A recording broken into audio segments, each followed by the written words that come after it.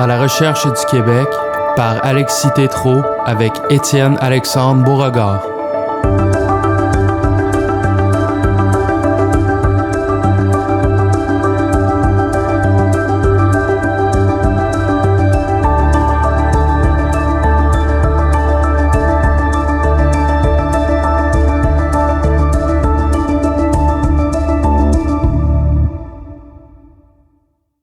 Chers auditeurs, bienvenue à ce nouvel épisode de À la recherche du Québec. On répète depuis quelques années que le projet indépendantiste a du plomb dans l'aile, qu'il désintéresse les plus jeunes générations, qu'il incarne un courant politique d'une autre époque. Ces différents constats ou affirmations illustrent surtout le fait que ce que Fernand Dumont appelait la référence québécoise n'a plus la cote. Pourquoi? De quelle manière l'identité nationale et le projet politique lui étant associés ont-ils perdu leur prestige? Pour en parler, je reçois Étienne Alexandre Beauregard qui publie au Boréal son premier et, doit-on le dire, excellent ouvrage, Le schisme identitaire, guerre culturelle et imaginaire québécois. Étienne Alexandre Beauregard, que l'on rejoint à Paris, bonjour. Bonjour. Alors, première question que j'ai envie de vous poser, c'est une question un peu plus personnelle, mais je me la permets parce que vous-même, vous avez abordé le sujet dans votre introduction.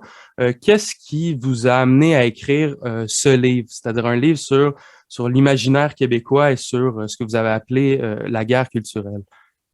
Ben oui, tout à fait. J'en parle dans mon introduction parce que moi, il y a un parcours politique et militant quand même parce que j'ai commencé à m'intéresser à la politique par le militantisme qui m'a amené un peu à ma conclusion à l'effet que le Québec vit présentement une guerre culturelle sur la question de l'identité québécoise. Donc moi, faut savoir, j'ai grandi à Cap-Rouge, dans la région de Québec, dans un milieu que je décris comme où la référence québécoise allait de soi. Parce que c'est pas vraiment une question qu'on se posait, c'est tous les déchirements qu'on a aujourd'hui. J'ai pas été exposé à ça dans mon jeune âge. Et c'est pour ça que ça a été encore plus troublant presque quand j'arrivais au secondaire, que j'ai commencé à m'intéresser davantage au débat de société, de voir à quel point on mettait au banc des accusés ce Québec-là, francophone, issu de la Révolution tranquille, qui m'avait vu grandir, puis que je trouvais normal. Puis finalement, là, on me disait que ce Québec-là était trop blanc, trop raciste, trop exclusif, toutes sortes de choses que moi, j'aurais jamais pensé étant issu de ce milieu-là. Et puis, ça m'a mis un peu la puce à l'oreille. Puis c'est ça qui m'a guidé vers d'abord l'indépendantisme et qui m'a donné envie de prendre ma carte du Parti québécois. Donc, ce que j'ai fait, je militais à peu près un an et demi, mais ce qui m'a choqué à l'intérieur du PQ, c'était de voir à quel point les militants, qui étaient tous des indépendantistes, bien sûr, étaient pourtant profondément divisés sur la question de l'identité. Tous les sujets aujourd'hui qui forment ce qu'on appelle la question identitaire, je pense par exemple à la langue française, à la laïcité, à l'immigration, ces trois gros morceaux-là, par exemple, c'était des sujets de division constante à l'intérieur du parti où c'était presque coupé en deux, là. Et puis, moi, je m'attendais pas à ça du parti qui avait été historiquement porteur du projet d'indépendance. Et puis, d'ailleurs, ça a causé un peu mon départ du parti sur un plan plus personnel. Mais j'ai vu qu'il y avait quelque chose et que, en fait, le vieux clivage entre le Parti libéral et le Parti québécois était peut-être pas celui qui était adapté pour gérer les enjeux qui sont les plus chauds aujourd'hui, ceux qui divisent les familles, ceux qui sont les plus émotifs, si on peut dire, alors que la Coalition Avenir Québec, que j'ai personnellement ralliée par la suite, avait pas ce genre de division-là. On l'a vu dans la campagne où François Legault était plutôt ferme sur les questions d'immigration, sur les questions de laïcité, tandis que c'était beaucoup moins évident, par exemple, du côté de Jean-François Lisée. Mais pourtant, et puis si je me rappelle bien, c'est dans la conclusion, vous dites que François Legault, en devenant premier ministre, est devenu le premier ministre nationaliste, mais au début, ça allait pas tant de soi que ça, hein? C'est comme la position qui lui a fait incarner cette figure-là, mais au début, si je me rappelle bien vos dernières pages, vous dites que c'était pas certain. Oui, vous faites très bien de le mentionner. D'abord, la CAQ comme parti, il faut reconnaître que c'est un parti nationaliste depuis relativement récemment. Je veux dire, ils ont fait leur virage nationaliste en 2015, soit après leur deuxième élection, là. En 2012, quand on regarde, c'était le parti de lutter contre la corruption, le changement dans le sens vague et je veux pas dire terne, mais presque. En 2014, c'était le parti de la défense du contribuable. Donc, vraiment, on était sur l'héritage adéquiste, là, baisser les impôts, mais sans grand horizon nationaliste ou identitaire quelconque. Et en fait, c'est en 2018, plus par un vide qui était causé par les autres qui ont pratiquement déserté ce terrain-là, que ça a ouvert en fait un boulevard à François Legault qui a pu parler d'immigration, parler de laïcité et incarner un peu cette sensibilité-là qui avait déjà passé par l'Action démocratique du Québec en 2007 dans sa critique du multiculturalisme et des accommodements raisonnables, qui avait passé ensuite par le Parti québécois au moment de la Charte des valeurs québécoises, mais qui avait été laissé depuis. Et donc, c'est le même courant qui a un peu passé par ces trois partis-là avant de se fixer à la CAQ avec une coalition gouvernementale puis un gouvernement majoritaire. Parce que à la fois l'ADQ et le Parti québécois de Pauline Marois n'avaient pas été capables de gagner un gouvernement majoritaire sur la base de cette coalition nationaliste-là, si on peut le dire. Mais ce que je traite directement dans ma conclusion, c'est que effectivement, en 2018, la CAQ aurait pu décider de rester fidèle, disons peut-être à sa promesse originelle dans ce qu'elle avait de plus terne, c'est-à-dire de arrêter de parler des vieilles chicanes, entre guillemets, c'est-à-dire de la nation, pour se concentrer sur la technocratie, là, sur l'éducation, sur la santé, ce qui est supposément les priorités des Québécois, mais selon lesquelles ils ne votent jamais.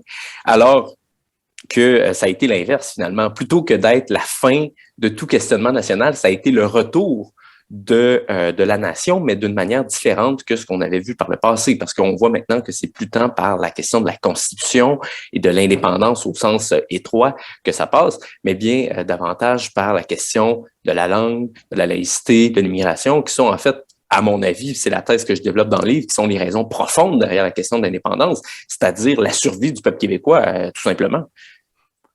Et puis bon, justement, entrons dans le vif du sujet, mais pas encore tout à fait. Vous traitez de la guerre culturelle. Avant de rentrer dans l'incarnation québécoise de cette guerre culturelle-là, j'ai envie de vous demander qu'est-ce que la guerre culturelle? On en entend souvent parler, surtout dans les dernières années, mais qu'est-ce que c'est exactement? Comment ça se manifeste? Quel est l'enjeu de la guerre, de cette guerre, c'est-à-dire? Vous faites très bien de le demander parce que souvent, quand on dit guerre culturelle, on pourrait penser à la culture au sens propre, au sens de culture québécoise, de culture américaine. Donc, est-ce que c'est une guerre entre les nations, comme ce qu'on voit en Ukraine en ce moment? Non, non, pas du tout. C'est le grand malentendu autour de cette question-là, en fait, parce que la culture, c'est plus au sens de nos références, de tout ce qu'il y a derrière la politique qu'on voit pas forcément, mais ça se concentre en fait autour du concept d'hégémonie, qui est en fait de cerner, selon Antonio Gramsci, qui est le premier à avoir en fait pensé à ça. Lui, c'était dans un contexte de lutte des classes, où il se disait en fait, si les marxistes prennent le pouvoir, si on établit la dictature du prolétariat sans avoir précédemment conquis les esprits, alors ça fonctionnera jamais parce que les gens ne seront jamais d'accord avec nous. Donc, le constat principal, c'était qu'il fallait d'abord conquérir les esprits si on voulait espérer conquérir le pouvoir, de telle sorte que la conquête des esprits devient un but en soi, parce que du moment que tout le monde est certain qu'il faut propager nos idées pour gagner ou que nos idées sont inscrites un peu dans le sens du bien, selon la vision commune qu'on en a, eh bien, on gagne par défaut, puisque tout le monde va forcément propager ces idées-là. Donc, on se concentre autour, dans la guerre culturelle, c'est toute la lutte pour ce qu'on appelle l'hégémonie culturelle, c'est-à-dire d'être capable de faire en sorte que ses adversaires consentent à appliquer son propre programme. C'est donc de définir les règles du jeu, les références qui sont reconnues comme neutres dans le débat public. Et ça, souvent, il y en a une autre méprise au sujet de ce concept-là, c'est qu'on va se dire « Ah, mais c'est pas bien l'hégémonie, il faudrait que tout le monde soit capable de se battre à armes égales. » Oui, en théorie, mais il y a toujours quelqu'un qui est défavorisé par l'hégémonie parce qu'il y a toujours une lecture dominante de l'histoire nationale, il y a toujours une vision dominante du bien qui ne peut pas être celle de tous les camps dans la mesure où la politique, c'est quand même un affrontement entre des visions opposées. Donc, il y a toujours quelqu'un qui finit par être avantagé, par avoir le gros bout du bâton dans cette histoire-là. Et donc, la guerre culturelle, c'est quoi? C'est quand l'hégémonie est contestée. Quand il y a un camp qui décide qu'il ne se laisse plus faire, parce que l'hégémonie, c'est pas le domaine de la force, mais bien le domaine du consentement. Et quand il y a un camp qui décide que il ne se soumet plus à l'hégémonie, qui va soumettre une vision concurrente du bien, une vision concurrente de l'histoire nationale, de l'identité, alors ça fait une espèce d'état où on a deux camps qui ne s'entendent plus sur l'essentiel, qui se battent non seulement pour définir les moyens, mais surtout pour définir les fins qui doivent être poursuivies par l'action politique.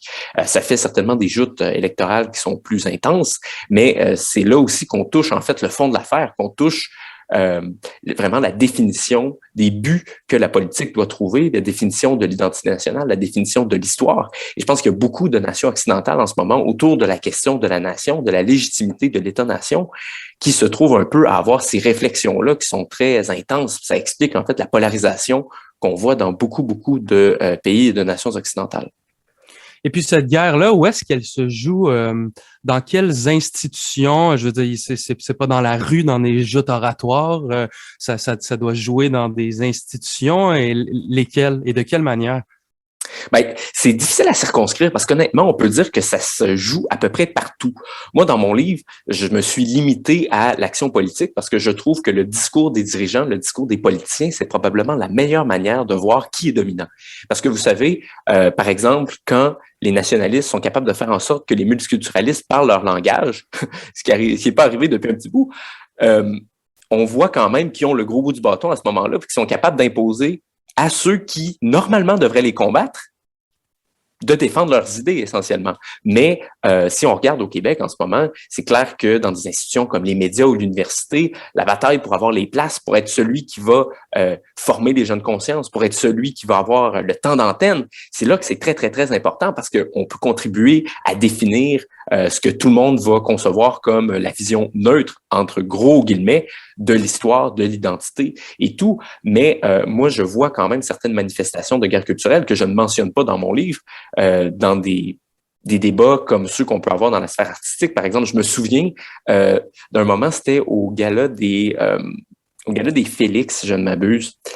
Mario Pelcha, qui est maintenant le gérant de plusieurs chanteurs country, dont Guylaine Tanguay, avait dénoncé le fait que ce soit des artistes comme Safia Nolin, comme Hubert Lenoir, dont on identifie à peu près la position dans la guerre culturelle en général, qui raflent tous les prix, alors qu'ils vendent à peu près pas de disques. Tandis que Mario Pelcha, lui, est le gérant de chanteurs country qui vendent des tonnes de disques, mais qui sont complètement ignorés dans les médias. Donc ça, c'est une facette de la guerre culturelle à laquelle je me suis pas attardé dans mon livre parce que j'ai un regard plus politicien sur la chose. Mais pour moi, c'est clairement une question de guerre culturelle dans le sens où on se bat pour une visibilité médiatique, pour voir c'est qui les chanteurs du moment aujourd'hui au Québec.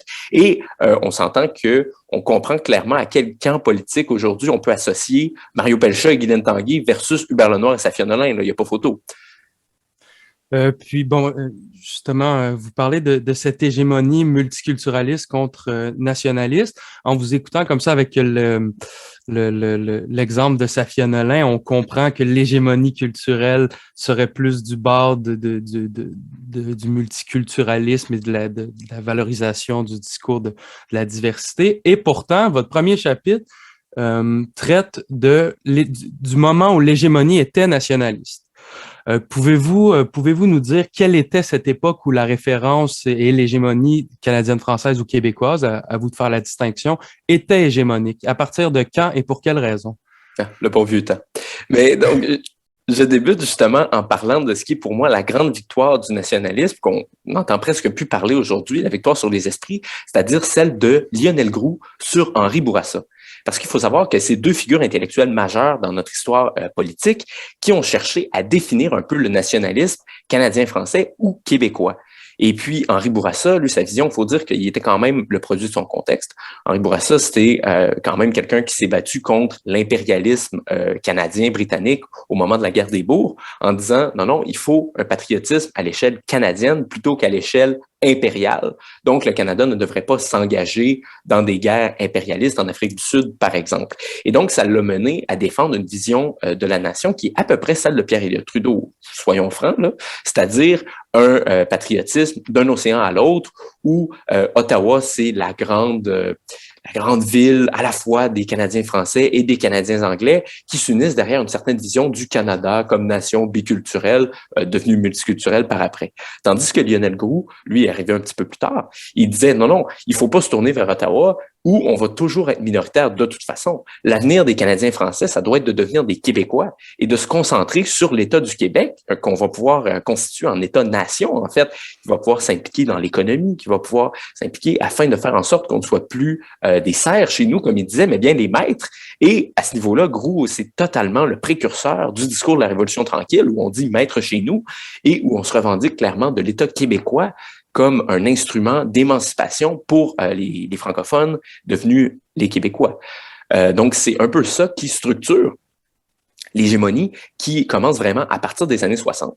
Et moi, c'est ça que j'explore justement dans le premier chapitre. On voit à quel point les fédéralistes québécois, le Parti libéral, est complètement inféodé un peu au récit qui avantage structurellement le Parti québécois.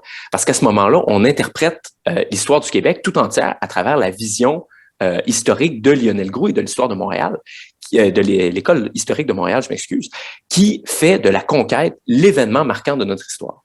Et bien sûr, si on choisit de faire de la conquête l'événement structurant de la condition québécoise, c'est dire qu'il y a en quelque sorte une injustice historique qui doit être vengée.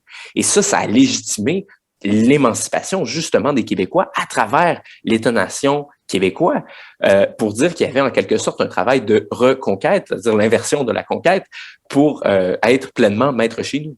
Et puis ça a fait en sorte que, bien sûr, le Parti québécois avait le vent dans les voiles parce qu'il pouvait dire, nous inscrivons dans le sens de l'histoire.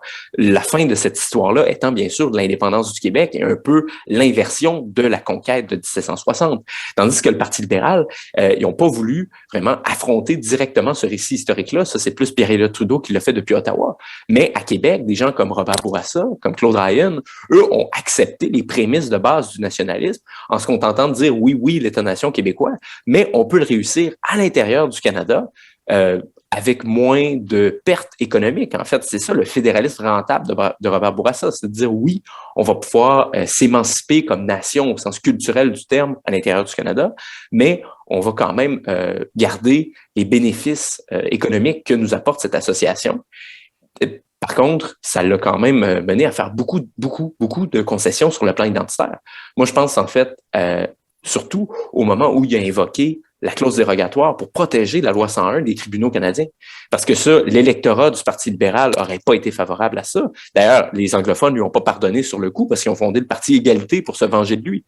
Mais Claude Ryan a un peu fait pareil en 1982 lors du rapatriement, quand il a appuyé une motion de René Lévesque pour dire que les libéraux du Québec étaient en désaccord avec les libéraux du Canada et que c'était pas correct, selon lui, de faire un rapatriement unilatéral. Et ça, il y a de ces députés, notamment des députés anglophones, qui ont voté contre la ligne de parti à ce moment-là. Donc, c'est des moments où le Parti libéral a en quelque sorte voté contre ses intérêts parce qu'il savait que s'il voulait demeurer acceptable au sens de l'hégémonie nationaliste à ce moment-là, il n'y avait pas de choix que de donner des concessions au Parti québécois. Et puis, est-ce que vous pensez que ce n'était qu'une stratégie culturelle, pour rester dans l'exemple du Parti libéral du Québec? Est-ce que c'était simplement une stratégie, se disait, au fond, en ce moment, c'est la référence québécoise qui est forte, de sorte qu'il faut absolument intégrer ce discours-là, ou est-ce que vous croyez, comme beaucoup le disent en parlant de Bourassa, que c'était sincère et c'était vraiment le Québec d'abord, et comment voyez-vous cette espèce d'opposition entre très stratégique versus honnête et puis le Québec d'abord? Mais c'est intéressant la figure de Robert Bourassa parce que les libéraux du Québec en reparlent beaucoup aujourd'hui. C'est pour ça que j'ai voulu la réinvoquer pour l'analyser. Parce que on le voit, Mme Anglade, par exemple, depuis qu'elle est chef, face à la CAQ, elle se trouve un peu...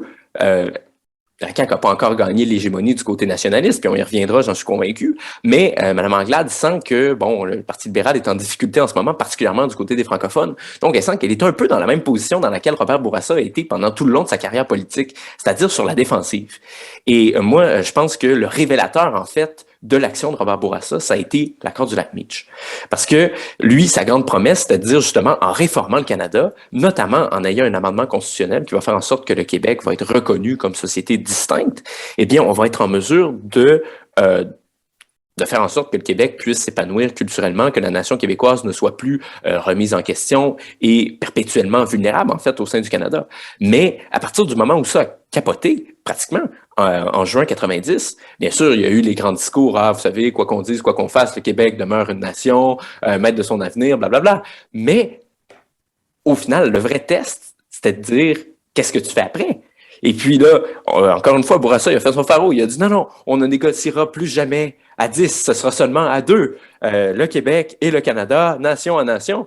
Et on va faire même un référendum dans 2 ans si jamais il n'y a pas de contre-offre. Et là, finalement, les 2 ans se sont écoulés. Bourassa a essayé d'obtenir des concessions, mais il n'en a pas obtenu comme il aurait voulu. Et pitou, il a été renégocié à 12 avec Brian Mulroney, parce que là, du coup, les nations autochtones étaient invitées vu que la fenêtre d'opportunité pour le Québec était un peu fermée au Canada anglais. Donc, essentiellement, il a renié tous ses engagements de 1990 en disant que pour lui, l'appartenance canadienne primait sur l'émancipation du Québec. Et c'est ça d'ailleurs que Jean-François Lisée disait dans ses livres « Le tricheur et le naufrageur ». Pour moi, c'est ça qui révèle vraiment qui a été le test des vraies convictions de Robert Bourassa. C'est-à-dire, est-ce qu'il priorisait vraiment le Québec et son émancipation? Est-ce qu'il était prêt à couper le lien canadien quand ils voyaient que ça fonctionnait pas, ou est-ce qu'en fait, c'était juste du chantage pour obtenir plus d'Ottawa, puis pour un peu emberlificoter les Québécois au moment des élections. Et je pense que, bon, l'histoire a prouvé que le nationalisme de Robert Bourassa, que certains aiment vanter aujourd'hui comme d'une grande sincérité, en fait, c'était surtout une manière pour lui de naviguer une hégémonie qui lui a toujours été défavorable. Ça a été habilement joué, certes, mais au plan de la sincérité, je pense pas qu'il y a beaucoup de points à marquer à ce niveau-là. Et puis, à partir de quand, justement, cette hégémonie devient favorable à un contre-discours nationaliste, à justement un discours proprement antinationaliste? Quand est-ce que l'hégémonie nationaliste s'effrite? Pour quelles raisons et de quelle manière est-ce qu'on le remarque? Pour moi, le véritable point de rupture, c'est le référendum de 1995. Puis pas seulement parce que le projet de souveraineté a échoué, mais surtout à cause des fameuses déclarations de M. Parizeau et surtout à cause de la manière dont on les a réinterprétées par la suite. Parce que vous savez, quand M. Parizeau dit, bon, vous savez pourquoi on a perdu à cause de l'argent et des votes ethniques essentiellement, après, on s'est servi de ça, on se l'est réapproprié dans le camp fédéraliste, justement, pour essayer de réinterpréter toute l'histoire québécoise à travers ces tristes mots. Et là, tout à coup, la conquête n'est pas laissée en comparaison de cette nation qui était donc oppressive, qui ne vivait que pour persécuter les minorités en son sein. Et là, du coup, tout le discours qu'on avait entendu, surtout dans les groupes de pression anglophones, Alliance Québec, etc., qui étaient pas reconnus sous l'hégémonie nationaliste. Là, tout à coup, les comparaisons avec le Troisième Reich, le fait que la loi 101, c'était de l'oppression, que les francophones ne cherchaient pas seulement à être maîtres chez eux, mais à être maîtres chez l'autre, et essentiellement à, plutôt que de défendre leur saine existence qui est mise en péril dans une Amérique à vaste majorité anglophone, c'est plus un désir de survie, mais un désir de puissance qui s'exprime à travers le nationalisme québécois.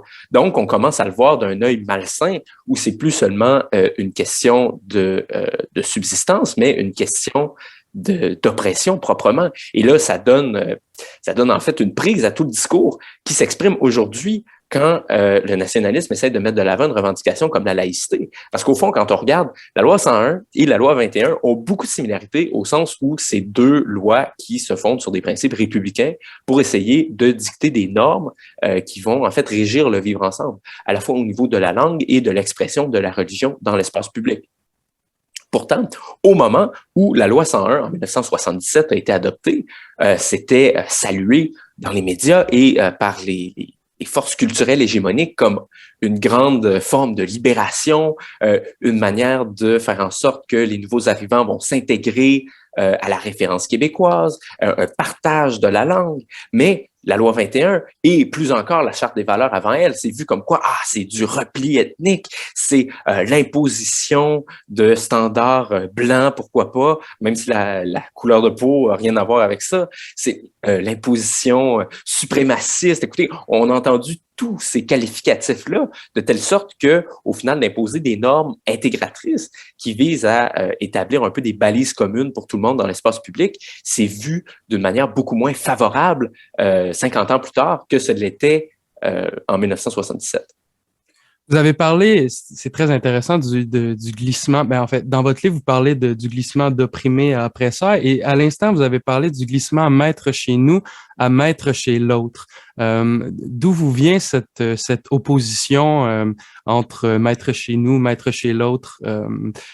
Où est-ce qu'on peut entendre ce genre de discours?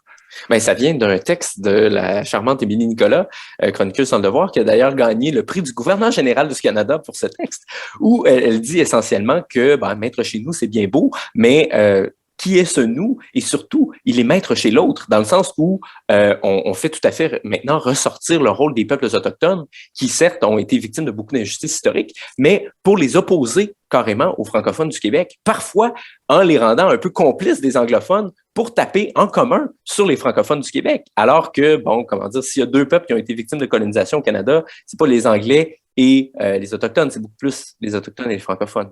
Ça, c'est une autre histoire. Mais tout ça pour dire que à travers la mémoire autochtone, qui est certes légitime, on l'instrumentalise pour invalider le vécu québécois, qui d'ailleurs, a une histoire tout autre avec les peuples autochtones que l'Amérique anglaise, qui est à la source des pensionnats et tout ça. Sous Samuel de Champlain, sous Jacques Cartier avant, il n'y a aucun pensionnat autochtone qui a été fondé. Là, je veux dire, ça, il faut quand même rétablir remettre les pendules à l'heure à ce niveau-là. Mais essentiellement, voilà, on se sert de la référence autochtone un peu pour reformuler encore une fois l'histoire québécoise dans une lumière beaucoup moins favorable et en quelque sorte faire en sorte que l'affirmation de la nation québécoise soit inacceptable, encore une fois, une forme d'oppression, de repli alouette. Vous le connaissez, vous l'entendez souvent sur les ondes des radios d'État.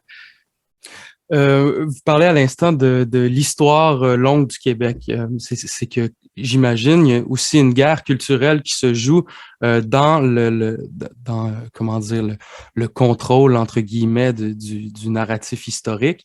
Est-ce que c'est le cas et si oui, de quelle manière ça s'incarne, hein? Quelles sont les différentes histoires nationales qui essaient de gagner l'hégémonie au fond? Eh bien, il y a l'histoire de l'École de Montréal dont je vous parlais, qui est un peu le récit traditionnel du camp nationaliste, c'est-à-dire que la conquête, ça reste l'événement fondateur de la conscience québécoise, qu'on peut pas tout simplement écarter. Et puis, à partir de ça, le parcours québécois, c'est un peu le parcours justement d'inversion de cette injustice historique pour cheminer peu à peu vers la normalité d'une nation qui est maître chez elle. De l'autre côté, on a une histoire qui est théorisée par Pierre Trudeau dans Cité libre, son article « La nouvelle trahison des clercs » qui est vraiment très, très, très éclairant parce qu'il est extrêmement actuel. Je veux dire, on voit, ce texte-là a été écrit dans les années 50-60, mais c'est encore aujourd'hui ce que nous ressortent les fédéralistes 60 ans plus tard, là. Donc moi, ça m'a vraiment épaté quand je l'ai lu. Parce que dans le fond, Pierre Trudeau, qu'est-ce qu'il dit? Il dit l'histoire de l'humanité, l'histoire des civilisations, qu'est-ce que c'est? C'est la subordination, en fait, des tribus, puis des nations à l'humanité toute grande. Donc, face à ça, le sens de l'histoire, c'est pas du tout l'indépendance nationale. Au contraire, c'est pas du tout la survie des nations, bien au contraire. C'est plutôt, au final, la concorde entre toutes ces nations-là sous la houlette, éventuellement, d'un État, mais avant ça, dans ce qu'on va voir de notre vivant, du moins, c'est l'émergence de nouveaux fédéralismes, au pluriel. Et à ce niveau-là, bon, il aurait parlé aujourd'hui de l'Union européenne, qui serait un très bel exemple pour lui, mais à l'époque, il disait le Canada, en fait, c'est pas le dernier pays où les francophones sont colonisés. Au contraire, c'est le premier pays du monde nouveau dont la forme est le fédéralisme, où, en fait, ça va être un État multinational, multiculturel, qui n'aura rien comme culture qui sert à unir la citoyenneté. La citoyenneté ne se fera plus au niveau de la culture, mais bien au niveau d'une idéologie libérale multiculturaliste qui va être en fait la seule substance du lien social. Et c'est pour ça d'ailleurs qu'il s'autorisait à dire que l'indépendance du Québec, ce serait un crime contre l'histoire de l'humanité, parce que pour lui, l'histoire de l'humanité, c'était justement la subordination des nations au fédéralisme, en fait. Donc, vous opposez Séguin, dont on n'a pas parlé, mais que vous mentionnez dans votre ouvrage, à Pierre-Éliott Trudeau. Oui, certes, parce que Maurice Séguin, en fait, c'est le continuateur de Lionel Groulx à bien des égards. Et je m'inspire de ses notes de cours, en fait, qui ont été transformées en ouvrage par après, qui s'appelle Les normes. Et autour de la question de la normalité, qui est, encore une fois, objet de guerre culturelle, c'est très intéressant parce que Séguin, lui, disait la norme, c'est pour une nation de maîtriser son agir par soi collectif, comme il disait, c'est-à-dire les leviers de sa pleine souveraineté. Et donc, le débouché pour ça, normal pour le Québec, ça aurait été l'indépendance. Par contre, Séguin était plus pessimiste que les indépendantistes et les péquistes. Il disait que à ce niveau-là, la normalité était aussi très, très exceptionnelle parce qu'il y avait peu de nations qui réussissaient à maîtriser leur agir par soi. Mais à l'inverse, les trudeauistes vont dire aujourd'hui, non, non, la norme, c'est justement la mondialisation, la subordination à des ensembles plus grands. Et donc, ce que Séguin appelait la normalité dans les années 60, c'est aujourd'hui devenu quelque chose d'anormal, quelque chose qui est en fait destiné à s'effacer derrière cette nouvelle norme qui, elle, est le fédéralisme, peu importe sa forme, là. Et puis aujourd'hui, cette opposition entre les différentes histoires nationales, elle s'incarne comment, chez qui? Est-ce que vous voyez une reproduction de cette opposition en nationaliste et post-nationaliste dans ceux qui tiennent la plume de notre histoire nationale aujourd'hui? Oui, ben moi, il faut dire que je vois dans le continuateur un peu de Trudeau à ce niveau-là, Jocelyn Letourneau, qui est un historien, professeur à l'Université Laval. Et lui, en fait, son grand récit, son maître ouvrage s'appelle Passer à l'avenir.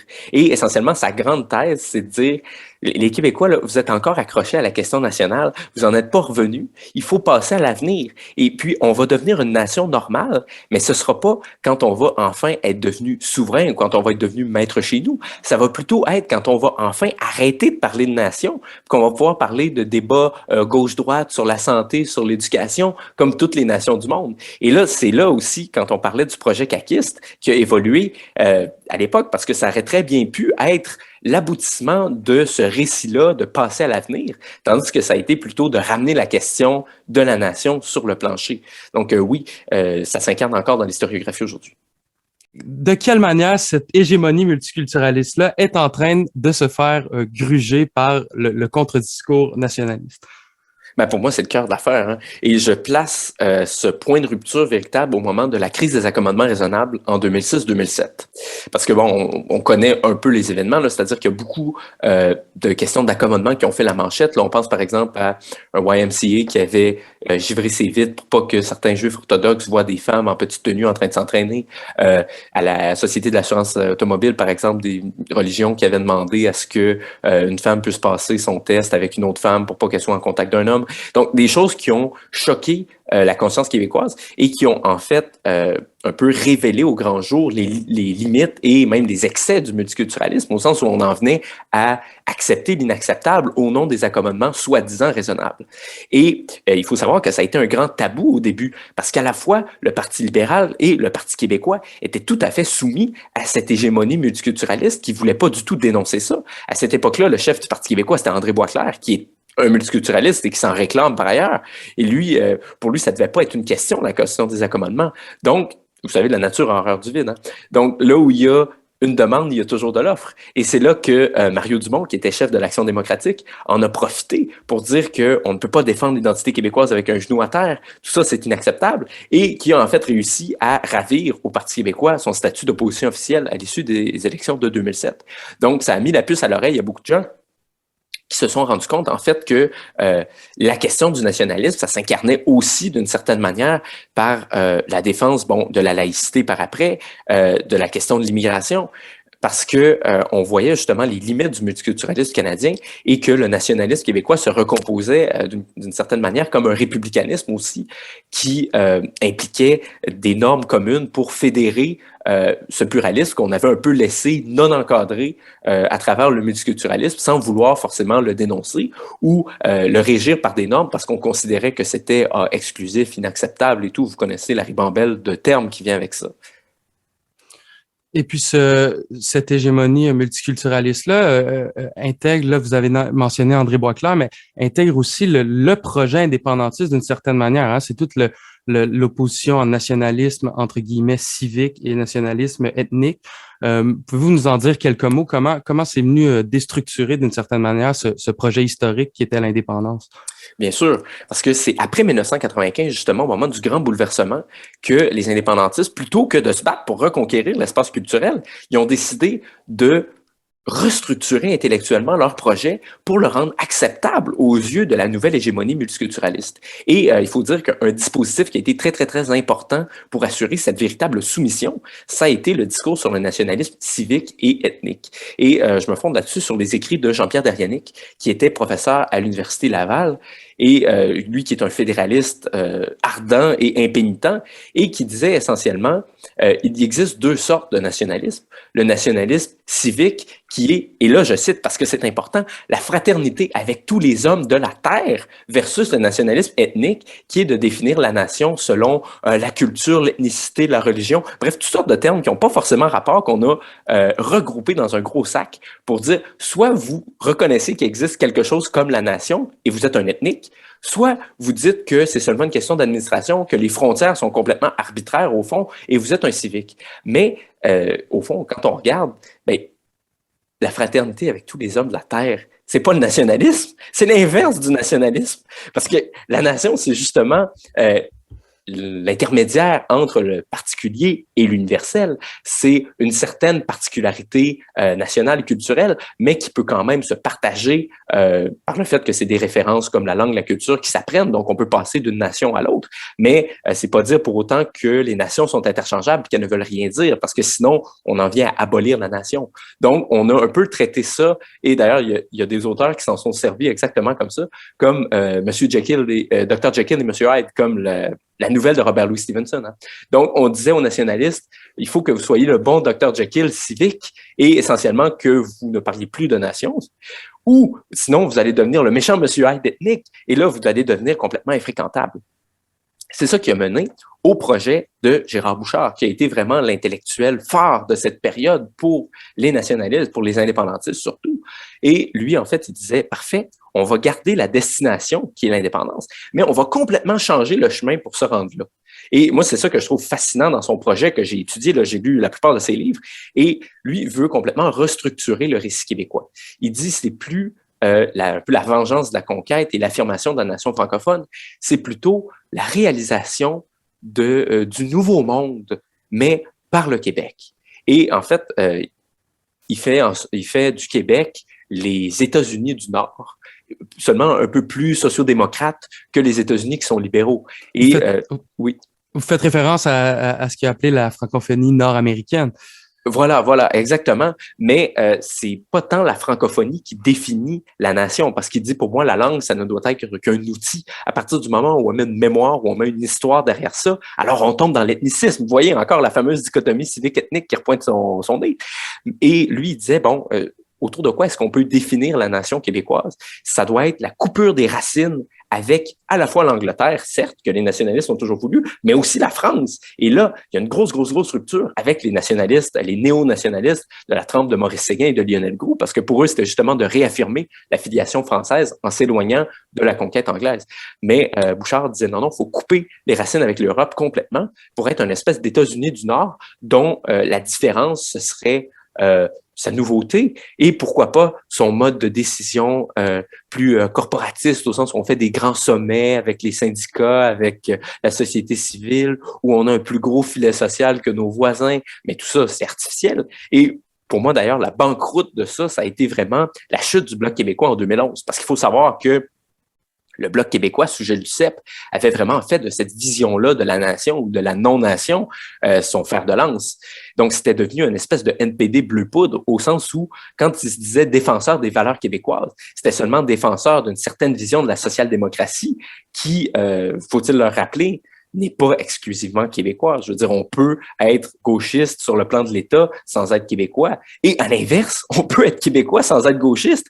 Et c'est ça un peu l'angle mort de cette vision-là. Puis on le voyait d'ailleurs dans le procès tout à fait odieux et ridicule que le Parti québécois et même le Parti libéral ont fait à l'Action démocratique du Québec, par exemple, en 2003. Parce que Mario Dumont voulait réduire la taille de l'État-providence québécois. On lui disait, ah, mais vous attaquez au modèle québécois, c'est vous attaquez au Québec. Parce que justement, on n'était pas capable de défendre l'identité québécoise à travers autre chose que l'étatisme. Mais on disait que forcément, celui qui n'était plus étatiste n'était plus québécois. Ça fait en sorte que on a des Québécois de régions, disons, plus à droite économiquement, comme le Saguenay-Lac-Saint-Jean, comme le Chaudière-Appalaches, comme la région de Québec, qui sont là peut-être depuis 15 générations, qui sont francophones de bout en bout, mais qu'on disait, ah non, vous êtes exclus de la référence québécoise parce que vous n'êtes pas assez étatiste à notre goût. Donc, moi, ça me fait un peu rire quand même quand on parle des exclus de la nation pour parler de ceux qui refusent de s'identifier à la mémoire québécoise, alors qu'on a exclu pas mal plus de gens quand on compte tous ceux qui n'étaient pas pleinement satisfaits de la social-démocratie québécoise, qui est en fait vraiment l'apanage d'une petite élite de gauche. Outre cet exemple-là, comment le refus de la référence culturelle s'est incarné au PQ? Et puis est-ce que vous croyez que c'est pour ça qu'ils font si piètre figure en ce moment dans les sondages? Le refus de la référence culturelle, c'est clair qu'il s'est manifesté de manière assez claire. Par exemple, juste après 1995, quand Lucien Bouchard était aux commandes. Tous ces discours, là, on pense au discours du Centaure, où il promettait essentiellement de ne jamais toucher à la loi 101 en disant devant un parterre d'anglophones. D'ailleurs, c'est un discours qui avait été écrit par Jean-François Lisée. Il disait dans les hôpitaux, when you need a blood test, you don't need a language test. C'est-à-dire, on va vous servir en anglais, pas de problème, et pas seulement la communauté historique anglophone, tous ceux qui le voudront. Donc, essentiellement, c'est un renoncement à intégrer les allophones. Et après, même chose au congrès qu'on a surnommé le congrès du miroir, quand Lucien Bouchard a dit « Je ne serais pas capable de me regarder dans le miroir si on étendait la loi 101 ». Ben, c'est donc dire qu'il ne serait pas capable de regarder François Legault dans le miroir aujourd'hui. Pourtant, c'est son dauphin. Il faudrait lui poser la question. Mais après, ça s'est un peu poursuivi, bien sûr, au Parti québécois avec André Boisclair, qui n'a pas voulu toucher à la question des accommodements raisonnables. Mais aussi, après la heureuse parenthèse de la Charte des valeurs, quand on a voulu un peu refermer le couvercle sur la marmite en disant « Ah, finalement, ce qui nous a fait perdre, c'était la question de l'identité, c'était la question de la Charte des valeurs, alors qu'il y a à peu près 60% de Québécois qui étaient d'accord avec ça. » Il faudra me demander comment est-ce qu'on a pu mettre le blâme sur un projet qui est appuyé par la vaste majorité des Québécois en disant que c'est ça qui avait fait en sorte que le Parti québécois ait perdu en 2014, alors que c'était malheureusement bien plus la question de l'indépendance et de la manière dont ça avait été amené. Mais pour moi, c'est en 2018, par exemple, ce qui a fait en sorte que le Parti québécois est dans la position difficile qui est aujourd'hui. C'est pas tant un refus explicite de la nation qu'une incapacité à choisir. Parce que pour moi, c'est ça un peu le drame du Parti québécois, puis c'est un peu celui du Parti libéral aussi, entre vous et moi, c'est que avec le nouveau clivage identitaire et non constitutionnel, ça fait en sorte que les deux vieux partis se retrouvent avec à peu près une moitié de leurs effectifs qui se trouvent de chaque côté. Au Parti libéral, on a bien sûr les anglophones, des minorités qui sont pas particulièrement friandes du discours nationaliste, et on a de l'autre côté des nationalistes non indépendantistes dans certaines régions comme justement Chaudière-Appalaches, l'Estrie, qui votaient libéral, mais qui sont pas du tout réfractaires au discours sur l'immigration, au discours sur la laïcité que porte la CAQ aujourd'hui. Tandis que du côté du Parti québécois, on avait un peu le centre de Montréal, qui est aujourd'hui à Québec solidaire, qui était vraiment le côté plus multiculturaliste du Parti québécois, tandis que de l'autre côté, on avait les régions dites ressources, qui sont un peu le cœur nationaliste, et bien sûr le 450, et les banlieues de Montréal, qui sont vraiment le cœur battant du nationalisme québécois aujourd'hui, et l'électorat de base de la CAQ maintenant. Mais le point étant que les deux vieux partis se trouvent en quelque sorte écartelés entre deux positions qui sont difficilement réconciliables sur la question du nationalisme. Et c'est ça qui fait un peu leur faillite à tous les deux aujourd'hui, à mon avis. Restons dans la pénétration de ce discours dans l'imaginaire indépendantiste. Dans votre livre, vous fournissez deux exemples très, très éclairants pour montrer justement cette pénétration de la référence multiculturaliste à l'intérieur même des nationalistes. Et c'est le sort réservé à Lionel Groulx et à Camille Lorrain. Pouvez-vous nous expliquer comment on a accusé le premier et surtout tenté de remplacer le deuxième, et qu'est-ce que ça dit justement de l'imaginaire nationaliste post-référendaire? Ben, qu'est-ce que ça dit d'abord? Ça dit que celui qui contrôle l'histoire, celui qui contrôle l'interprétation des personnages, contrôle la politique. Et ça, pour moi, c'est vraiment la plus belle illustration. Parce que, la plus belle, pas la plus heureuse, mais certainement la plus claire. Donc, quand on pense, par exemple, à la figure de Lionel Groulx, des personnages aussi variés, aussi acceptables que René Lévesque s'en revendiquait avec grand plaisir quand il était dans la joute politique. Mais à partir de 1995, on observe un vrai basculement. Et c'est à partir, par exemple, des thèses d'Esther Delisle, qui ont d'ailleurs été discréditées parce que la plupart des citations qu'elle se base pour condamner Groulx n'ont pas été retrouvées dans ces citations. Mais elle dit essentiellement que Groulx, c'est un peu l'inventeur d'un millénarisme fasciste. Et pour elle, c'est vraiment une concordance directe avec le discours nazi et la Deuxième Guerre mondiale. Là. C'est même pas des blagues. Elle fait une comparaison directe, et je sais que je cite d'ailleurs un passage où elle dit « c'est des discours comme celui de Lionel Groulx qui ont fait couler du sang au 20e siècle ». Donc, c'est dire à quel point on a été loin dans le mensonge pour infirmer la référence québécoise et les penseurs qui ont été aux racines du néo-nationalisme. Parce que, c'est pas vrai. C'est surtout ça qui est le pire avec le discours d'Esther Delisle, c'est que c'est faux. Et donc, on s'est servi de ça en associant fallacieusement Groulx au fascisme, au nazisme, pour en faire une espèce de repoussoir et en fait couper aux nationalistes l'accès à sa mémoire qui est très féconde, parce que c'est lui en fait qui est le père de tout le discours sur l'État français. Tandis que si on regarde, c'était qui là les vrais fascistes au Québec?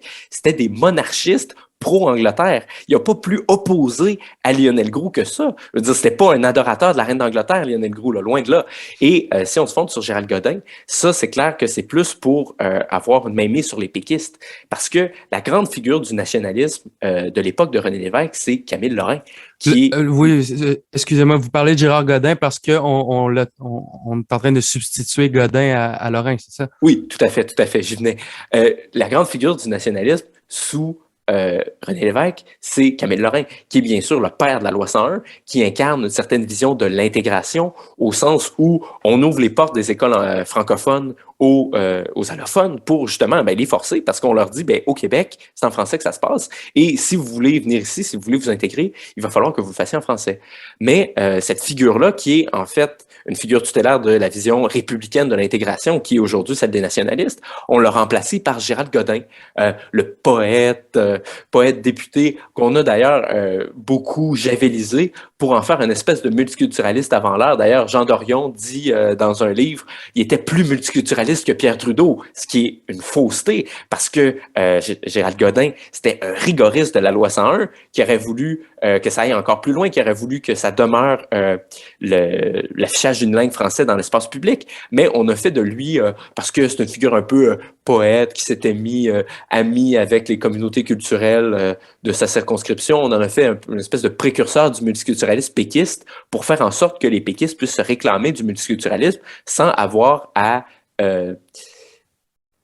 plier le genou devant la figure de Pierre-Éliott Trudeau. En se disant toujours, oui, voilà.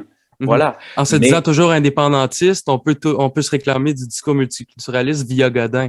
Exactement. C'est le Pierre Trudeau des Bleus, là. Mais d'ailleurs, c'est pas le vrai Gérald Godin.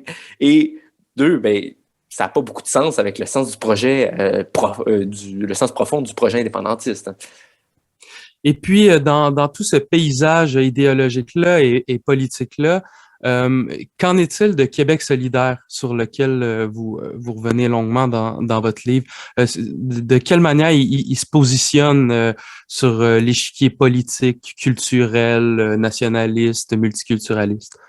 C'est très intéressant le cas de Québec solidaire parce que en fait mon chapitre qui leur est consacré s'appelle Québec solidaire d'une gauche à l'autre.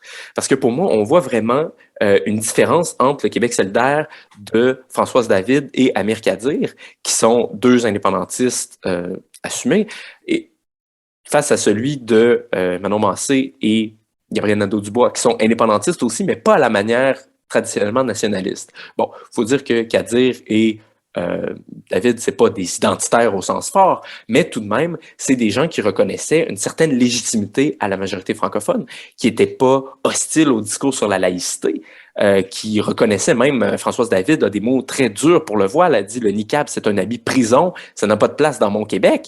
Et on se trouve donc avec un parti à l'époque qui était beaucoup plus proche d'une espèce de gauche nationale, c'est-à-dire qui est né en réaction au virage à droite économique du Parti québécois, et droite, c'est un fort mot, en 1996, à partir du tournant du déficit zéro, en fait. C'est le deuil d'une espèce de vision très, très, très généreuse de l'État-providence qui a donné au début la naissance de Québec solidaire, qui était en fait une excroissance gauchiste du Parti québécois. Là. Dans ses débuts, c'était pratiquement ça, parce que quand on regarde en 1995, par exemple, la FFQ, la Fédération des femmes du Québec, dont Françoise David était présidente, c'était explicitement allié au gouvernement de Jacques Parizeau pour promouvoir l'indépendance. Donc, c'était vraiment une excroissance du Parti québécois, de la coalition souverainiste nationaliste, qui s'est séparée pour des raisons économiques. Mais quand on regarde avec le passage de Kadir David à Nadeau-Dubois et surtout Massé, on voit qu'il y a vraiment un changement parce que les deux nouveaux chefs, en fait, les deux nouveaux co-porte-parole, ont pris acte du schisme identitaire, justement, alors que les vieux partis ne l'ont pas fait, et eux ont choisi leur camp. Et déjà, c'était très visible parce que on les entendait pas beaucoup défendre leur position sur la laïcité. Et d'ailleurs, au lendemain de 2018, la première chose qu'ils ont fait pour se positionner face à la CAQ, qui était vraiment l'incarnation du nouveau bloc nationaliste, c'est qu'ils ont abandonné tout de suite cette position-là pour s'assumer complètement comme les défenseurs des minorités absolues. Parce que leur stratégie, en fait, et qui était visible dès l'élection de 2018, c'est un peu la stratégie de la nouvelle extrême gauche à l'échelle planétaire. Là. Et la théoricienne principale de ça, c'est une professeure de philosophie qui s'appelle Chantal Mouffe. et qui, en fait, a théorisé ce qu'elle appelle, avec son conjoint Ernesto Laclau, la chaîne d'équivalence. Qu'est-ce que c'est la chaîne d'équivalence? C'est en fait la construction d'un peuple, d'une référence, je voudrais pas dire nationale parce que ce serait lui donner trop de crédit, une référence populaire qui est en fait seulement une courte pointe de toutes les minorités qui ont pour seul point commun l'opposition à une espèce de nationalisme conservateur qui est essentiellement une référence nationale républicaine ancrée dans l'histoire, qui est supposée oppressive parce qu'elle cherche à intégrer plutôt qu'à reconnaître bêtement les différences sans tisser de pont, sans faire en sorte que toutes ces communautés-là soient régies par une appartenance commune. Donc, c'est vraiment un changement de stratégie et Manon Massé s'est fait vraiment l'incarnation de cela en disant, ah, vous savez, moi, je suis la marginale, je suis la femme lesbienne atypique qui vient des milieux communautaires, qui est celle qu'on voit pas habituellement en politique, qui est la voix des sans-voix, ça, elle le dit directement. Donc, il y a vraiment une stratégie de guerre culturelle au sens fort parce que on s'aperçoit que les nationalistes, le Parti québécois, la Coalition de Québec, ne parlent plus pour le même peuple que le Parti libéral et surtout Québec solidaire, qui ont une conception radicalement différente du peuple québécois. D'un côté, on a une référence nationale qui inclut tous les Québécois pour autant qu'ils veulent bien s'identifier à une certaine mémoire. Et de l'autre côté, on a une référence qui est en fait une espèce de courte pointe de toutes les minorités qui exclut explicitement une part plutôt considérable du peuple québécois pour faire son peuple qui est en fait défini par sa marginalité et son misérabilisme d'une certaine manière. Puis vous citez Chantal Mouffe pour parler de Québec solidaire. Est-ce qu'on doit en comprendre que Québec solidaire est un parti populiste à sa manière? Oui, tout à fait. On le dit pas assez souvent, mais pour moi, le populisme, du moins comme je le définis dans ce livre-là, dans un contexte de guerre culturelle, peut avoir deux sens. Il y a le populisme de la majorité silencieuse, qui ça, c'est celui de la CAQ. C'est le populisme d'ailleurs qui gagne, parce que la politique, c'est le jeu du nombre. Donc, du moment qu'on a la majorité de son côté, on est plutôt favorisé. Et ça, c'est justement le populisme, pas au sens méprisable, mais au sens descriptif, au sens où il y a une majorité au sein du peuple, au sens démocratique, qui adhère à un certain discours, dans ce cas-ci nationaliste, sur les enjeux de la laïcité, de l'immigration, du français, qui est, disons, refusé ou au mieux ignoré par la majorité de ceux qui définissent le discours, par les médias, par les intellectuels qui ne le reconnaissent pas. Donc là, on voit, et surtout, c'était très, très, très visible au moment du débat sur la Charte des valeurs, parce qu'on avait 70% des commentateurs qui étaient contre, alors qu'il y avait 70% des Québécois qui étaient pour. Et là, à ce moment-là, pour moi, le populiste, c'est celui qui voit la volonté du peuple, au sens majoritaire du terme, et qui se décide de la porter, même contre les vents dominants hégémoniques qui vont au final chercher à le mettre en échec. Tandis que d'un autre côté, on va avoir ce populisme au sens de Chantal Mouffe qui vise en fait à créer un peuple qui n'existe pas, qui est, comme elle le dit elle-même, une construction discursive, en fait, qui est seulement l'addition de différents groupes qui ont des agendas réputés progressistes d'une manière ou d'une autre et qu'on suppose qu'ils peuvent s'unir parce qu'ils seraient contre l'oppression en général, selon le mot d'un apparatchik de Québec solidaire. Mais d'ailleurs, on voit les limites de cette stratégie, par exemple, quand le féminisme s'oppose à la défense tout azimut du multiculturalisme et de religion qui portent parfois des valeurs proprement réactionnaires. Là, je veux dire, pour être féministe et défendre le port de la burqa pour les étudiantes en garderie, comme la Fédération des femmes du Québec le fait aujourd'hui, il faut vraiment avoir des problèmes de cohérence, là, parce que je pense qu'il n'y a personne au monde qui peut sincèrement penser que la burqa, c'est un vêtement féministe, mais au sens où on ne voudrait pas opprimer certains, entendre ici les religions, eh bien, on fait des compromis sur ça en disant que la théorie de l'intersectionnalité a plus de valeur que les droits des femmes, au final. Et puis, dans la période post-référendaire, voici pour Québec solidaire. Et maintenant, qu'en est-il du Parti libéral du Québec? Comment, une fois l'hégémonie renversée, le Parti libéral s'est réaligné? Et comment, et puis vous développez la thèse dans le livre, comment Philippe Pouillard en est venu à incarner l'espèce d'aboutissement, d'archétype de ce réalignement culturel politique? Mhm. C'est vrai que dans le camp libéral, il y a vraiment un grand virage qui s'est passé entre 1995 et aujourd'hui, parce que on parlait de Robert Bourassa tout à l'heure. Lui, c'est vraiment ce que j'appelle la figure du fédéralisme soumis, là. C'est-à-dire qu'il concédait beaucoup de points rhétoriques aux souverainistes en disant oui, oui, vous avez raison, la culture québécoise se porterait mieux dans un État souverain. Oui, vous avez raison, le Québec devrait être l'État-nation de la nation francophone. Mais bon, pour des raisons économiques, on serait un petit peu plus pauvre si on était en dehors du Canada, d'ailleurs, ce qui n'a pas été vraiment démontré. Euh, donc, il faudrait rester dans le Canada parce que on tient notre argent, au fond. Et il y a beaucoup de fédéralistes après 1995, quand tu as repris un peu de tonus, qui ont dit ouais, ben Bourassa, au final, il donnait pas mal de points aux nationalistes qu'il n'aurait peut-être pas dû donner pour défendre le fédéralisme de manière convaincante. Ça, on retrouve ce discours-là chez Stéphane Dion, chez Pierre Petitgrou, par exemple, qui ont été des ministres libéraux fédéraux et qui, d'un point de vue fédéraliste, avaient tout à fait raison parce que c'était pas une défense très convaincante sur le fond du fédéralisme. Et donc, on a justement brodé un nouveau récit historique, qui est un peu celui de Justin Letourneau, mais qui est devenu après celui du Parti libéral à travers Philippe Couillard. Parce que faut dire que le Parti libéral s'est vraiment servi du rejet du projet indépendantiste au sens strictement politique pour imposer tout son agenda antinational sur le plan culturel. Et moi, le document que je trouve qui est vraiment l'apothéose de tout ça, c'est la politique officielle du gouvernement du Québec sous Philippe Couillard de Relations canadiennes qui s'appelle Québécois, notre façon d'être Canadien. Déjà, quand est-ce que les nationalistes québécois ou les Québécois au sens large ont considéré que l'appartenance québécoise, c'était seulement une manière d'être Canadien? Et surtout, à travers ce document-là, on réécrit toute l'histoire du Québec pour faire en sorte que finalement la conquête, c'est absolument insignifiant.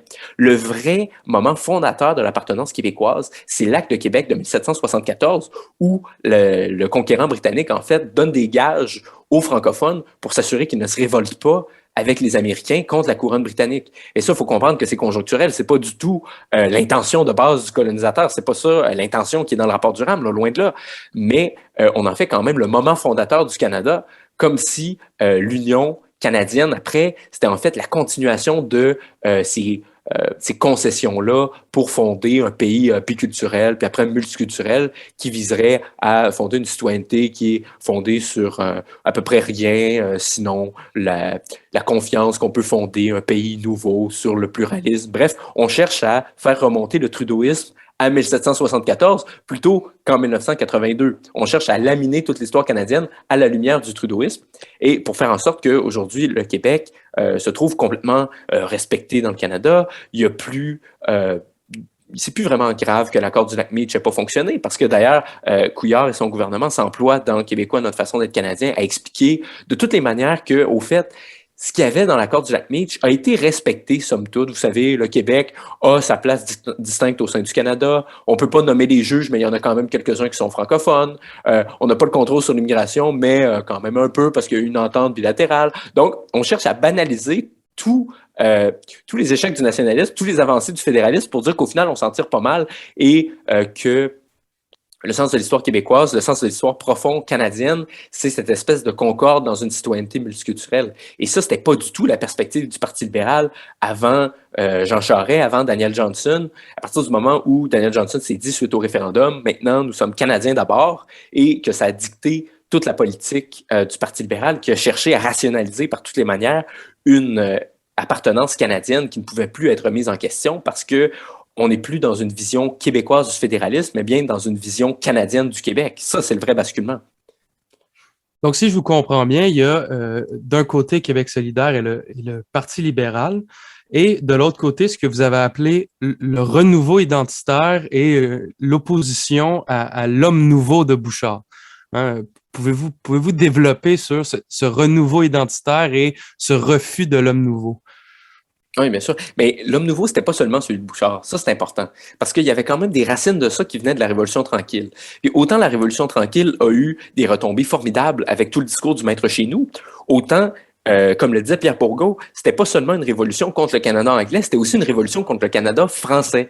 Parce qu'il y a beaucoup des révolutionnaires tranquilles qui ont vu, à tort ou à raison, la référence québécoise comme la référence canadienne-française, plutôt qu'on voulait remplacer par la référence québécoise, comme pas émancipatrice, comme oppressive pour les Québécois parce que c'est un peu tout le vieil héritage clérical qui pesait, qui était un peu l'absence d'ambition, le fait qu'on ne pouvait pas rêver grand, vous savez, tout le discours du nez pour un petit pain.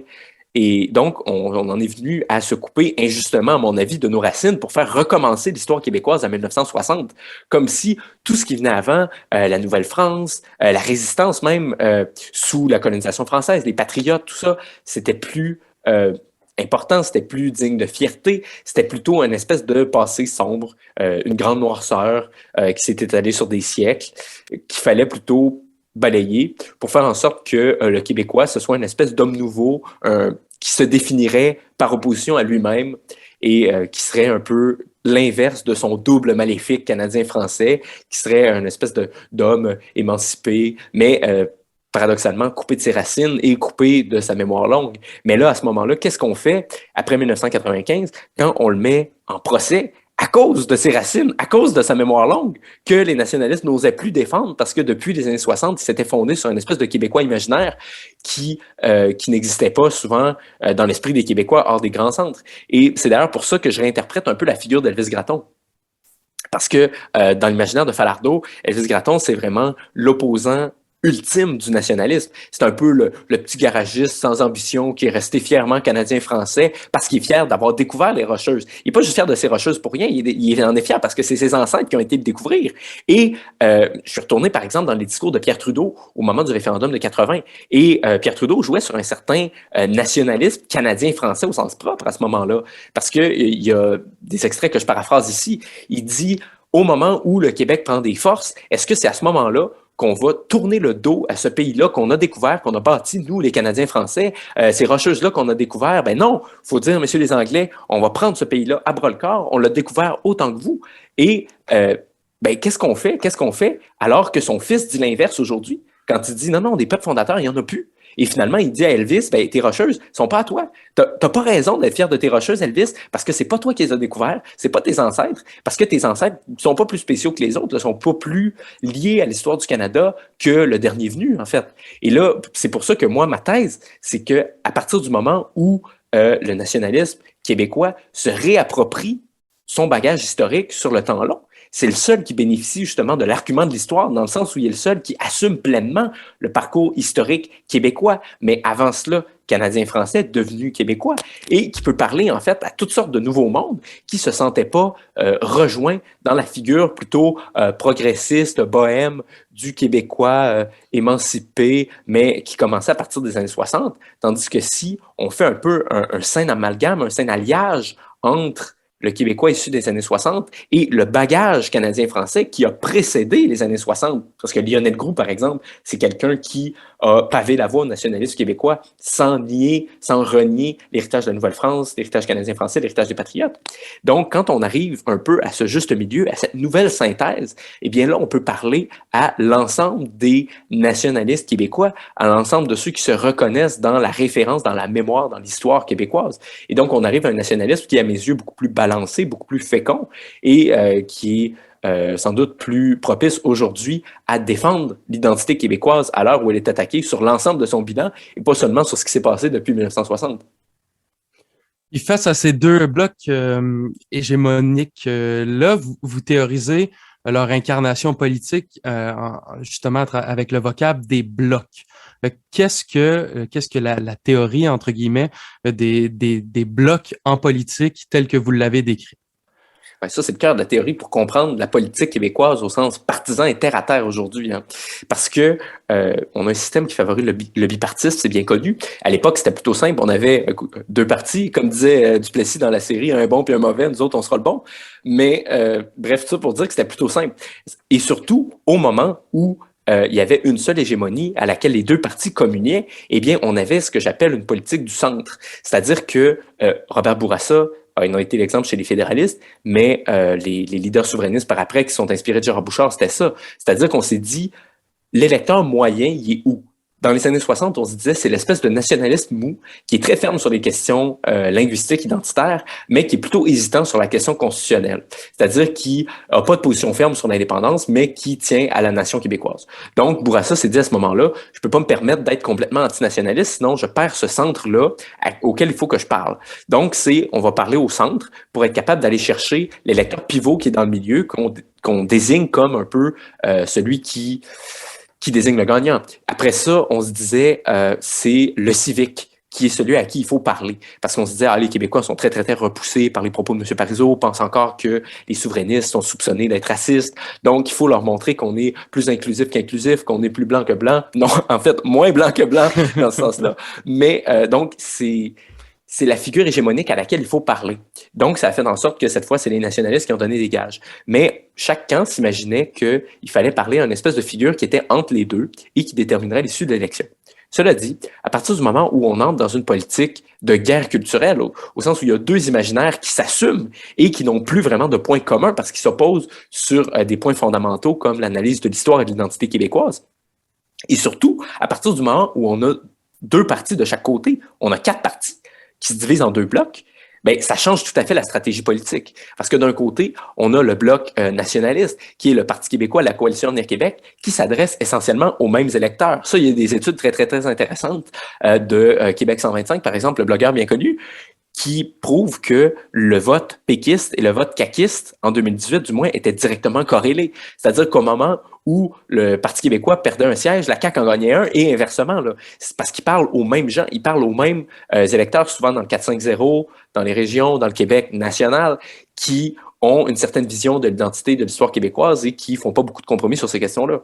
Et à l'inverse, on a un bloc multiculturaliste qui est les grands centres urbains, le Montréal anglophone, allophone aussi, qui est l'électorat naturel du Parti libéral, mais aussi, je le théorise, de Québec solidaire, parce qu'on voit, et ça a passé sous le radar pour beaucoup de gens, mais Québec solidaire est arrivé 2e dans des circonscriptions du Montréal anglophone et allophone, où on n'aurait pas vu le Parti québécois percer, par exemple. Donc, c'est pour moi un peu un révélateur de ce virage-là de Québec solidaire d'une gauche à l'autre, qui commence à parler plus aux électeurs potentiels du Parti libéral qu'aux électeurs potentiels du Parti québécois.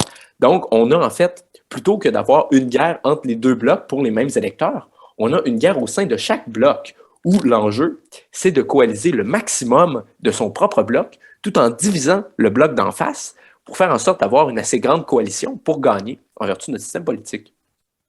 Et c'est exactement ça qui s'est passé en 2018 avec l'élection. Parce que quand on regarde, la CAQ a été capable d'aller chercher une majorité parce que le Parti québécois s'est complètement effondré. Et aussi parce que Québec solidaire a gagné certains points chez des électeurs qui ne sont pas du tout l'électeur de banlieue, un peu plus à droite sur les questions économiques, plus identitaire, qui est la clientèle cible de la CAQ. Vous savez, la CAQ et Québec solidaire, dans mon esprit, sont aussi opposés doctrinalement que le Parti libéral et le Parti québécois pouvaient l'être à une époque. Donc, c'est vraiment le fait que le bloc multiculturaliste se soit trouvé divisé, tandis que le bloc nationaliste s'est pratiquement rassemblé derrière la CAQ, qui a fait en sorte qu'elle a pu gagner de manière majoritaire. Je me permets tout de même d'ajouter qu'il y a quand même un avantage structurel dans cette politique-là pour les nationalistes, parce que les nationalistes sont majoritaires au Québec. C'est à peu près 55-60% des Québécois qui sont plutôt dans le bloc nationaliste, tandis qu'on a un 35-40% des Québécois qui sont du côté multiculturaliste. Donc, s'il y a un changement, s'il y a un retour à une éthique, à un imaginaire dominant, c'est probablement parce que les nationalistes ont été capables de gagner le bras de fer, si ils le veulent bien, et de faire en sorte que les multiculturalistes n'auront pas le choix que de parler de leur discours s'ils veulent parler à la majorité des Québécois, parce que le peuple en démocratie, ça reste le dernier contre-pouvoir, et la démocratie, ça reste la loi du nombre au final. Mais en vous écoutant, on se dit ces 2 blocs, au fond, sont des blocs fédéralistes. Bien qu'il y en ait un qui soit multiculturel, l'autre soit plus nationaliste, ça reste les deux parties naturelles de ces blocs-là sont, d'une certaine manière, fédéralistes. Alors, ma question, c'est qu'en est-il de l'indépendance? Vous qui, dans votre livre, théorisez l'impossibilité de la convergence. L'impossibilité de la convergence qui a été démontrée par les faits, d'ailleurs. Hein. J'ai pas beaucoup de mérite que d'aller expliquer ce qui s'est passé derrière. Mais des blocs fédéralistes, c'est mal le comprendre parce que mon livre, c'est pas un essai sur la question constitutionnelle. Et d'ailleurs, j'ai l'impression qu'il y a beaucoup de gens, et pour ceux qui écoutent à la maison, là, qui se méprennent un peu sur mon propos parce qu'il y a beaucoup de gens qui pensent que j'écris un essai indépendantiste. Moi, je suis indépendantiste à titre personnel, je le dis, je m'en cacherai jamais, mais mon essai, c'est pas de comprendre la question d'indépendance aujourd'hui, c'est plutôt de comprendre la question identitaire qui est, à mon avis, tout à fait différente. Même si l'identité, c'est, à mon avis, le seul motif légitime pour faire du Québec un pays. N'en demeure pas moins que le clivage dominant au Québec, c'est aujourd'hui la question de l'identité qui est tout à fait différente de la question constitutionnelle. Parce qu'on l'a vu, à partir des années 90, les indépendantistes se sont fendus en quatre pour être capables de penser l'indépendance sans l'identité. Mais aujourd'hui, on arrive au point où les Québécois veulent l'identité sans l'indépendance. Et ce qui est intéressant, c'est que dans chaque bloc, il y a des indépendantistes et il y a il y a des fédéralistes. Vous voyez, on a le Parti québécois du côté nationaliste, on a Québec solidaire du côté multiculturaliste. Et pour moi, c'est vraiment ça qui fait en sorte que la convergence dont rêvent beaucoup de souverainistes aujourd'hui, Paul Saint-Pierre Plamondon le premier, quand il dit qu'il va rebâtir le camp du oui, c'est une chimère, ça n'arrivera pas. Parce que la question qui fait en sorte qu'on se chicane en famille, la question qui fait qu'il y a des gens qui quittent un parti, la question qui fait qu'il y a des partis qui refusent la convergence avec un autre parti, comme c'est arrivé en mai 2017, c'est la question de l'identité. Parce que quand on regarde les interventions qui sont venues au Congrès de Québec solidaire. Oui, ils ont parlé de néolibéralisme un peu, mais bon, le PQ était rendu particulièrement à gauche sous Jean-François Lisée, qui a toujours été très, très social-démocrate. Mais l'argument massu, ça a été de dire, non, le Parti québécois, c'est un parti de racistes parce qu'ils ont porté la Charte des valeurs québécoises. Ça, c'est pas correct. Et il y a beaucoup d'électeurs de Québec solidaire qui sont tout à fait d'accord avec ça, parce qu'on voit d'ailleurs le compromis Bouchard-Taylor, très, très minimaliste, qui était leur position jusqu'en 2018, qui n'ont pas eu de remords, en fait, à le balayer du revers de la main après 2018. Donc, pour moi, la question aujourd'hui, c'est pas tant la question de l'indépendance que la question de l'identité, qui est d'ailleurs beaucoup plus fondamentale, à mon avis, parce que un Québec souverain sans nation, sans État-nation, qu'est-ce que ça vaut au final pour le Québec? Je veux dire, si on décide de minoriser la nation québécoise à l'intérieur d'un pays qui serait le sien plutôt qu'à l'intérieur du Canada, moi, ça me change pas grand-chose, mais au final, ça reste qu'on est quand même en train de tuer la nation québécoise à petit feu, là. Donc, c'est clair que la question est pas la même. Et c'est ça qui fait qu'on redéfinit les clivages partisans aujourd'hui. La question est pas la même, mais si je me fais ici l'avocat du diable, vous dites qu'un pays sans identité serait impossible, donc vous dites que l'identité est d'une certaine manière la première étape vers une reconstruction d'un projet indépendantiste, non? Je dis que le projet indépendantiste, s'il doit reprendre du poil de la bête aujourd'hui, c'est clair que ça va se faire par l'identité. Parce que justement, il existe de ces clivages dominants qui conditionnent le vote, qui conditionnent le débat politique. Et si l'indépendantiste veut se réinscrire dans l'actualité, il n'y aura pas d'autre choix que de faire le pari de l'identité. Malheureusement, les leaders indépendantistes aujourd'hui ne sont pas dans cet esprit-là non plus, pas du tout, parce qu'ils veulent encore recréer la mythique coalition de Mario Dumont à Françoise David. Sauf que, à mon avis, il manque de vision. Je veux dire, dans une perspective strictement indépendantiste, en voyant l'état du terrain comme il est en ce moment, on serait mieux de rester avec Mario Dumont, de dire à Françoise David, le pays que tu proposes, surtout à Manon Massé, le Québec que tu proposes en ce moment, il n'y a aucun sens d'un point de vue souverainiste. Je veux dire, on est capable d'avoir le Québec gauchiste que vous nous promettez avec votre indépendance à l'intérieur du Canada. Je veux dire, est-ce que le Canada nous a si mal servi en matière de progressisme, en matière de social-démocratie, en matière d'État-providence, en matière de multiculturalisme? Moi, je pense qu'au contraire, ça va plutôt bien. Et il n'y a pas de problème que les indépendantistes de Québec solidaire veulent régler qui ne se réglerait pas par une venue au pouvoir du NPD ou que Justin Trudeau n'est pas en train de régler en ce moment. Donc, pour moi, c'est une critique qui est strictement conjoncturelle du Canada, qui n'a absolument rien de structurel ou fondamental, tandis que le Canada a vraiment été restructuré autour de l'imaginaire multiculturaliste suite à la refondation de 1982. Donc, ce qui apparaît vraiment transgressif, ce qui apparaît vraiment opposé au sens profond du régime canadien aujourd'hui, c'est certainement un certain nationalisme qui est ancré dans l'histoire et dans l'idée de l'État-nation, qui est incompréhensible aujourd'hui aux yeux des Canadiens. J'en arrive à ma dernière question. Vous théorisez justement le retour le retour de la référence nationaliste, une espèce de renversement d'hégémonie. Est-ce que vous pensez que ce renversement-là est solide et tout à fait advenu? Autrement dit, est-ce que le camp nationaliste a gagné la guerre culturelle? Malheureusement non, malheureusement non. J'aimerais beaucoup que la guerre culturelle soit déjà gagnée pour le camp nationaliste. D'ailleurs, je ne m'en cache pas dans mon livre, mais pour moi, c'est pas gagné pour autant. Parce que, en fait, c'est justement ça la question de l'hégémonie, c'est de voir que même quand on est au pouvoir politiquement, on n'est pas toujours au pouvoir culturellement. Et je pense que François Legault en a vraiment tenté les limites depuis qu'il est au pouvoir, justement, parce que, ben, on l'a vu par exemple sur la question du racisme systémique. Pour moi, ça a été la plus belle illustration de ça.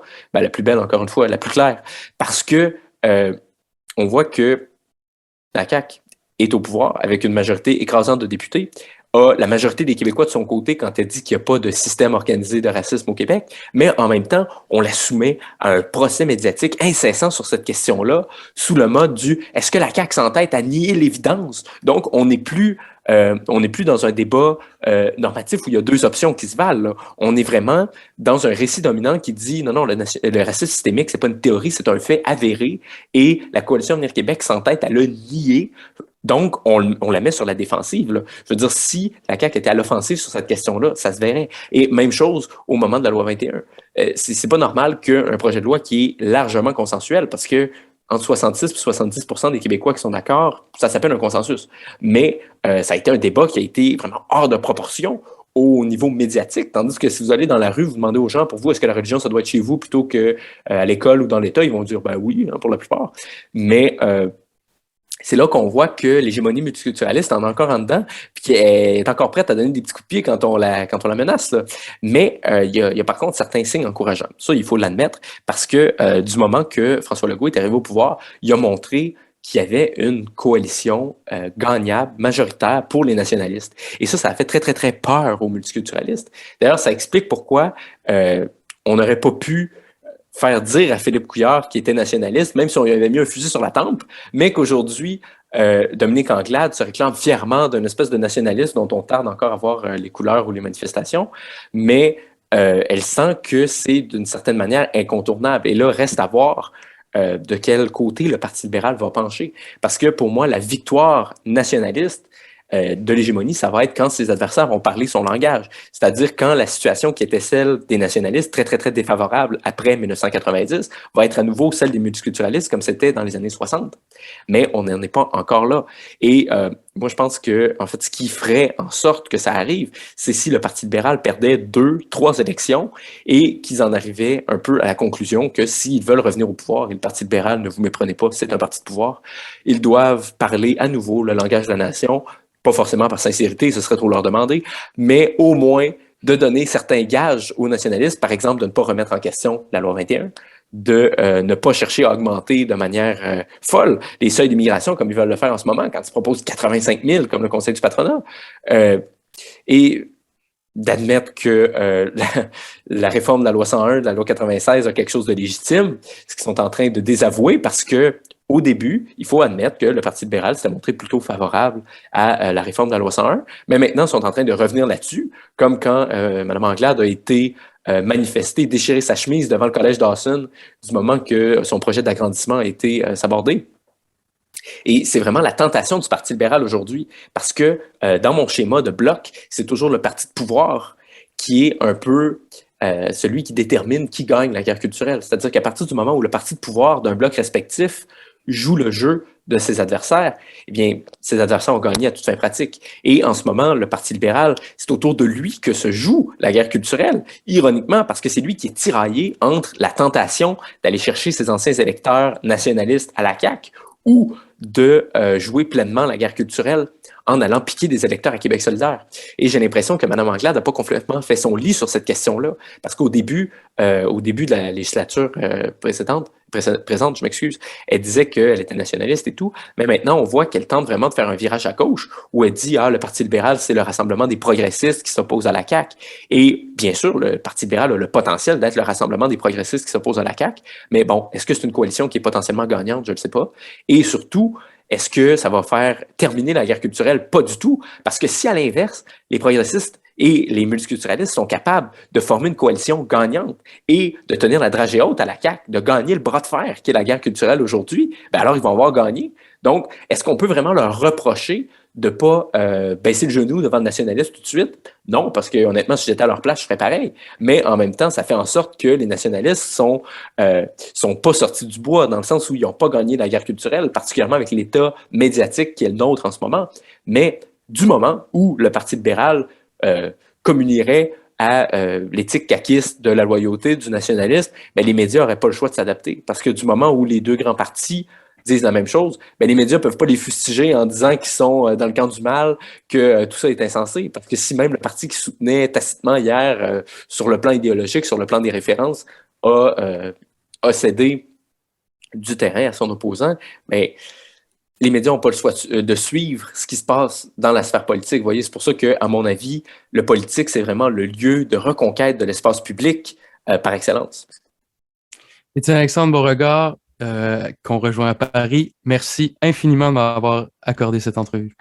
Merci beaucoup de m'avoir accueilli, Alexis Tétrault.